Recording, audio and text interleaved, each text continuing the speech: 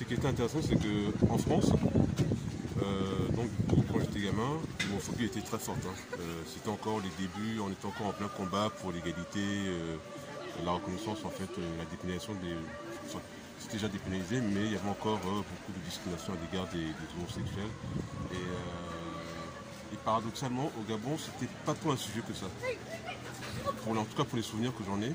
Et bien sûr qu'on en parlait, bien sûr qu'il y avait des histoires à ce sujet, mais il y avait une forme de tolérance. C'est-à-dire que tant que les personnes étaient discrètes, bon, on ne les embêtait pas avec ça.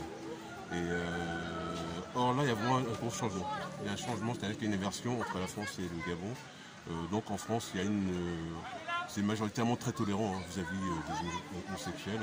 Il ne faut pas oublier qu'il y a encore 20 ans, et même encore aujourd'hui, parfois, mais il y a surtout 20-30 ans, deux personnes de même sexe qui se tenaient la main dans la rue, ça pouvait occasionner des dégâts physiques pour eux.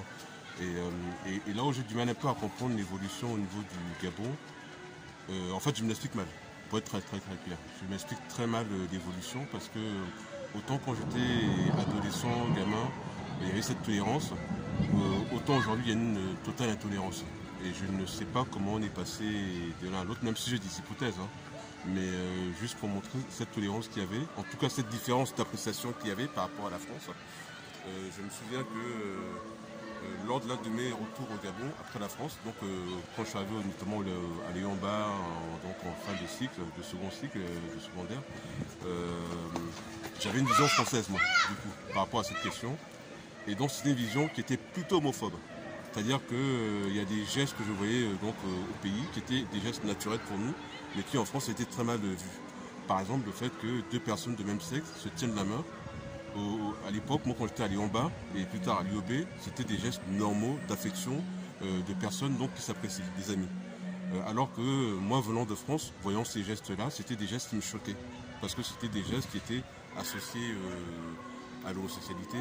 Et donc j'ai du mal à comprendre que dans ce même pays, des années plus tard, ce même geste en fait, il y a un rattrapage par rapport à la France. C'est-à-dire qu'aujourd'hui, il y a maintenant cette signification qu'il y avait à l'époque en France, que l'on retrouve maintenant au Gabon.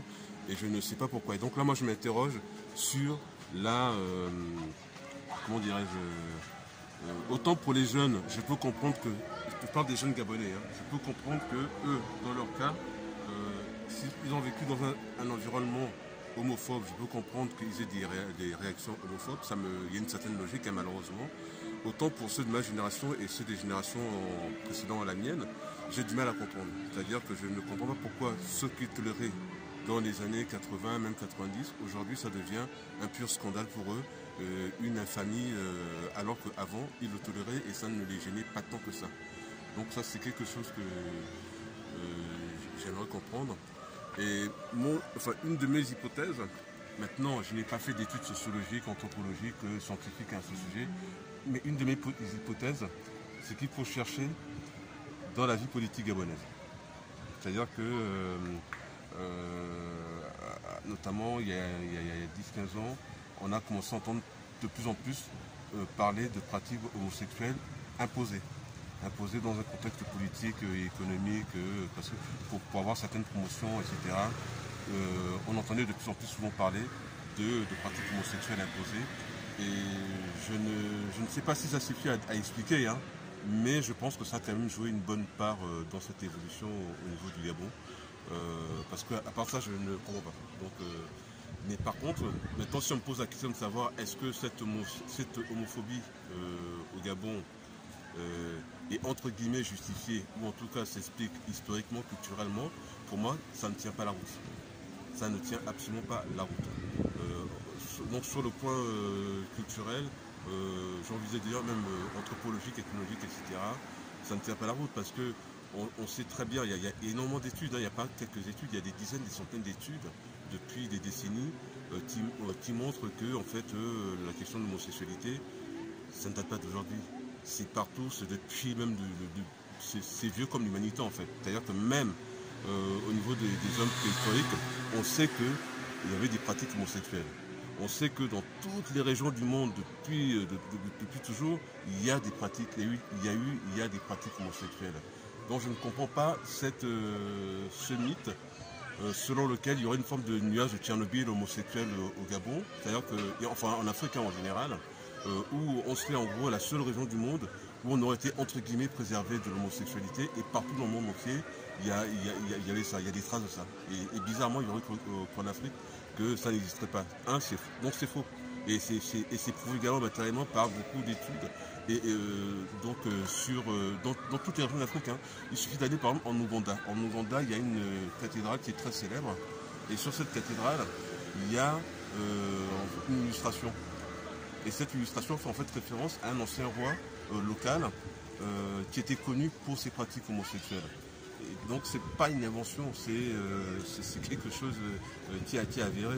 Et donc cette histoire de l'homosexualité qui ne serait pas dans les valeurs africaines, moi je ne sais pas, enfin personne n'a jusqu'à présent, hein, j'ai eu ce débat-là des dizaines de fois, personne n'a réussi à me prouver qu'il y avait, qu'il y avait cette absence de l'homosexualité, comment dirais-je, historiquement. Sauf encore une fois à me prouver que on a un nuage de Tchernobyl chez nous, hein, concernant cette question-là, que ça concerne le monde entier depuis la nuit des temps, sauf cette partie-là du globe. Bon. Donc ça ne tient pas. Et maintenant l'autre explication, c'est le fait que ce serait des blancs qui auraient importé ça en Afrique. Là non plus ça ne tient pas la route, parce qu'ils auraient pu l'importer quand? Au moment de la colonisation. Il y a quoi? Au moment de la décolonisation, à quel moment? Au moment de la colonisation, l'homophobie dans les pays occidentaux, donc tous les pays qui nous ont colonisés, c'était interdit. C'était puni de mort. Donc comment est-ce qu'ils vont importer des choses qui étaient punies de mort, en tout cas de manière officielle?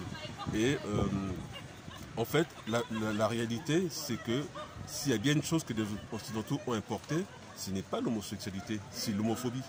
Ce sont les occidentaux qui, les premiers, ont mis en place des lois qui étaient expressément et explicitement homophobes. Donc, et nous, on les a gardés par la suite. Et c'est en fait, même légalement, je prends un pays comme le Cameroun. Au Cameroun, la législation sur contre l'homosexualité, c'est en fait une législation qui date de la période coloniale. Et donc, encore une fois, scientifiquement, ça ne tient pas la route, hein, cette histoire d'homosexualité importée par les Occidentaux. Donc, je crois qu'en fait, ça traduit plutôt autre chose. À mon avis, là, je vais faire un peu de philosophie de sociologie de comptoir, mais j'ai vraiment le sentiment que, en fait, ça traduit plutôt une frustration par rapport à d'autres choses, d'autres facteurs sociaux, sociétaux sur lesquels les populations n'ont pas prise, hein. Notamment, on est quand même. Donc, d'un côté, on a des pouvoirs qui peuvent instrumentaliser des catégories de population pour les vouer à la vindicte populaire, pour que ces populations servent finalement d'exutoire aux populations qui n'en peuvent plus de ces dictatures.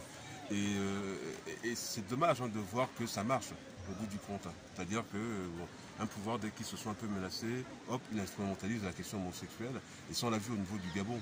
C'est-à-dire que personne n'a rien demandé au gouvernement. Et tout d'un coup, il sort de son chapeau cette question de la pénalisation, puis dépénalisation de l'homosexualité. Et effectivement, on a vu un débat où pendant des semaines, les Gabonais se sont écharpés, enfin en tout cas, dans leur grande majorité, ont exprimé leur fureur sur cette question en laissant tranquille pendant un moment le pouvoir en place.